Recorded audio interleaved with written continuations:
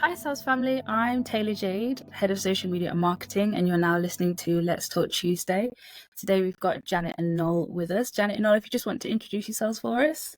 Yes, I'm Janet, a volunteer at the Bolton Group. I'm on the Suicide Prevention at Wigan Met.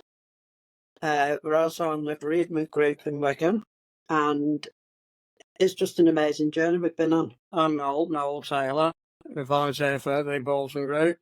I've been volunteering for the Wigan Group for the last 2 years, and also volunteering at the Preston Group since March of this year. So my first question for you both is, what inspired you to become a volunteer for SoBS, and how has your journey been since joining? And if you could just give us a backstory, your own personal story as how you actually found SoBS originally. Yeah, we lost our son in March 2000. He was 23. We were left on our own until September. One of our eldest daughter brought a magazine with the SoBS story in of a lady who'd lost her son. And I can honestly say we are like sisters now. We still keep in touch. We've been down visiting her often. And we got in touch with them by phoning the number in the magazine in September. And a lovely lady answered the phone and she said, "You've just missed a meeting, but we've got a conference coming up at the Des Park Hotel in Warrington." So I said, "Oh, so that's lovely." She said, "It's this Saturday, and unfortunately it costs £25 each, so we don't care. We just want help, support, whatever." And we went, and it was an amazing day, but also a very emotional day, because there were guest speakers, people telling their own story. They had other speakers there as well. And they were split up into groups of parents, with parents and so on. And at the end of the day, we were absolutely exhausted. And it was the first time we felt that relief, simply because we were isolated at the time. You'd say, right, we need to go into the town centre to do some shopping. We need to go here, here and here. And we'd just go into town, do the shopping, knowing exactly what I wanted, and straight back home and shut the door. And it was tremendous, meeting them people at that seminar. We went to the group in the October. I met again this lady, and it was amazing to see the people there and recognising some of the faces that went to the seminar as well. Yeah. And we went there for quite some months, and then the following year we said, we really do need to do something about this. So we had a word with the manager had a word with us, and she has got in touch with one of the nurses from the A&E department to come over to see you and have a word with them about SoBS. So I said, okay. So we came across, and it was a gentleman. And he said, "Well, I don't think we can do anything really." He said, "Because we're A&E, they come in, we push them through, they get seen by the consultant or whatever, or they've already lost their life. So there's not much call for us." So he went away and he came back. He said, "By the way, Janet," he said, "sorry about what I said." He said, "But I've got your room, I've got your refreshments, and you're doing the first group on Saturday." And that was in the August. August 2000, was it? Yeah. So we should say How did you both find that? It was like, It was amazing really, because we got so much support from the group, because we felt people understood our feelings, and we just wanted to, give a bit back to other people who felt like we did. and then from there, we're going down to the first meeting. The eldest daughter did come with us. So I'm coming to support you, Mum and Dad. She said, "But as soon as that first person walks through that door, I'm off." And she did. She did. So Noel said, "Have you got something prepared?" I said, "What?" He said, "Well, you'll have to introduce yourself and tell them what you're doing." I said, "Leave it." I said, "I'll sort it when I get there." So the people came in, and we had 26 people turned up.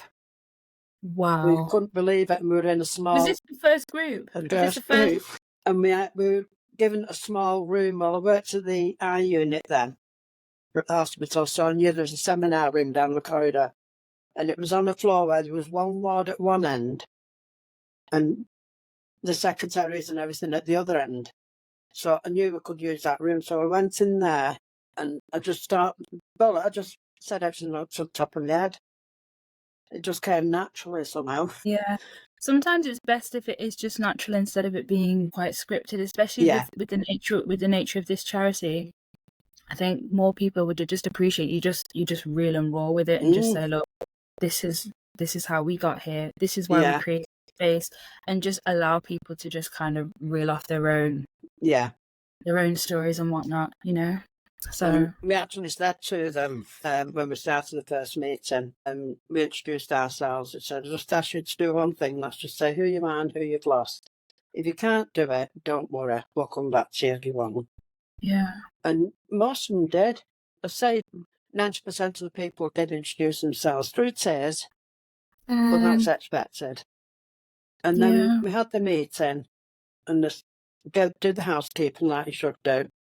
And I just said, nobody will judge you while you're here.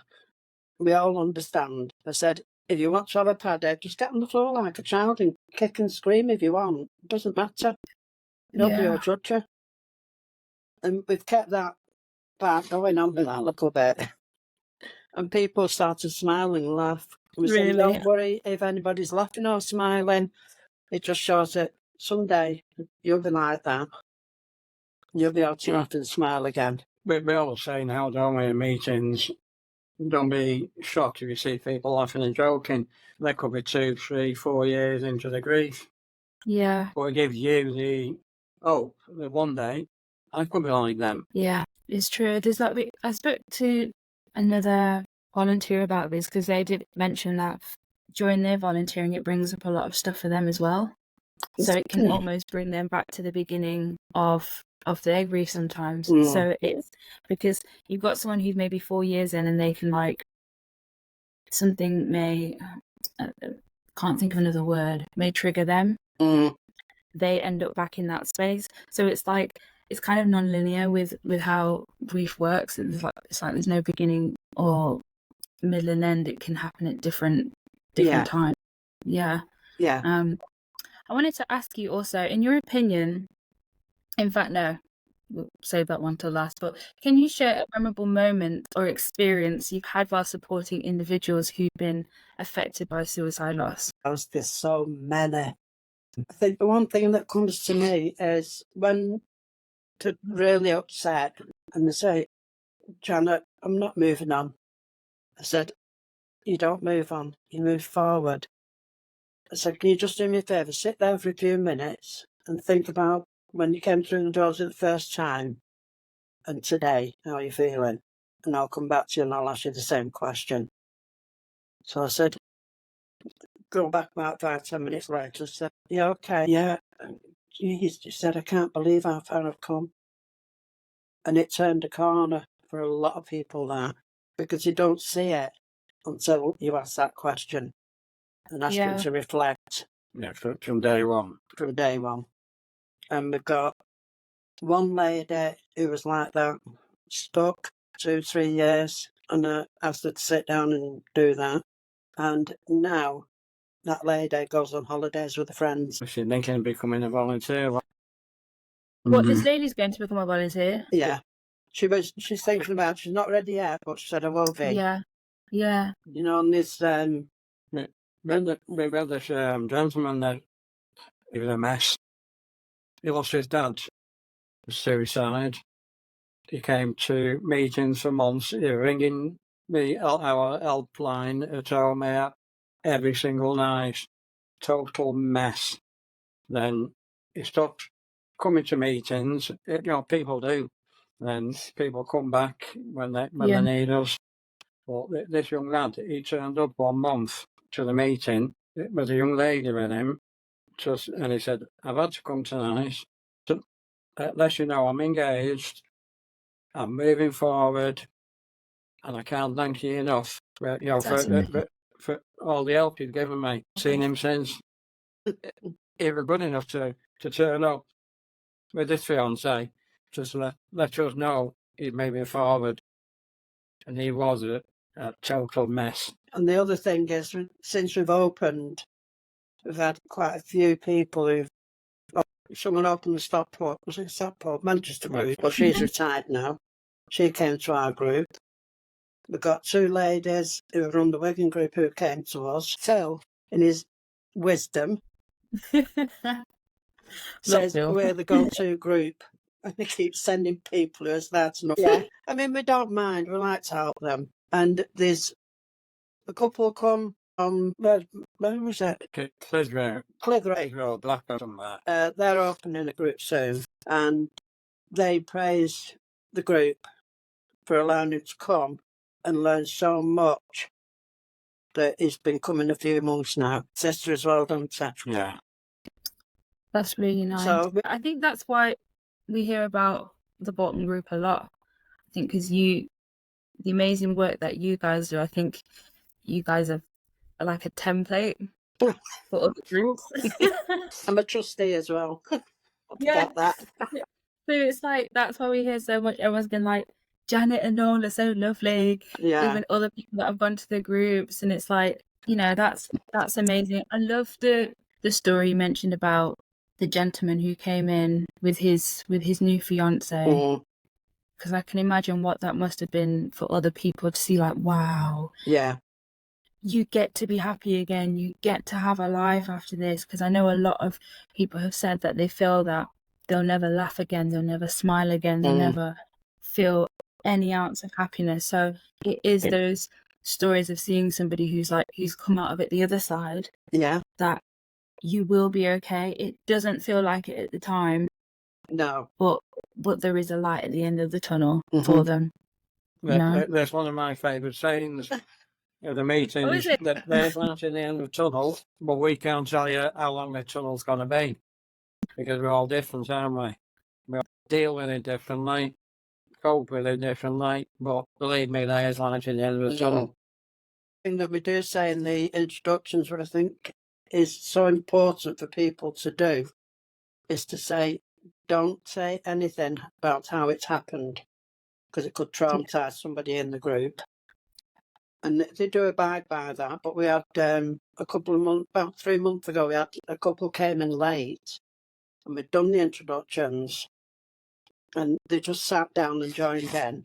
And then when we were chatting, they actually went partially into how their person died. So we said we need to reiterate that if anyone comes in late. So we're still learning our mistakes. Yeah. 23 years down the line. 23 years. That's how long you've been volunteers, 23 years? Yeah, 2001. Exactly 10 years. Just over 10 years when the first group opened. It's August this year, it'll be 23 years. And in May this year, it's 33 years since first one opened. I need to write all of this down. People needs to. I'm like, wow. Yeah. Because I knew you've both been doing it for quite a while, but no one had said how long. Yeah. But that is amazing that you've been doing this for that long, and the lives that you're changing. That's amazing, but both of you. I think in them 23 years, we've actually missed 3 meetings. Well, we did the next rows, we got somebody else, in this group on it. No 3 occasions, then for family weddings or, occasions of company. 3 meetings or so nearly 23 years, and we've had a child. We always work our holidays and things around the group. That's so lovely of you both to do that. And my final question, so in your opinion, what makes the work of volunteers at SoBS so vital, and what advice would you give to someone who would like to join? It's a group, it's a club that nobody wants to join, but feels that they need to join. And they're welcomed with open arms, non-judgmental, a safe place to be. Nobody will judge them. Everybody is empathic, simply because they can walk in your shoes and see how you feel. We've had people that come through and say, I've been to counselling, I'm not knocking counselling, it does work for some people.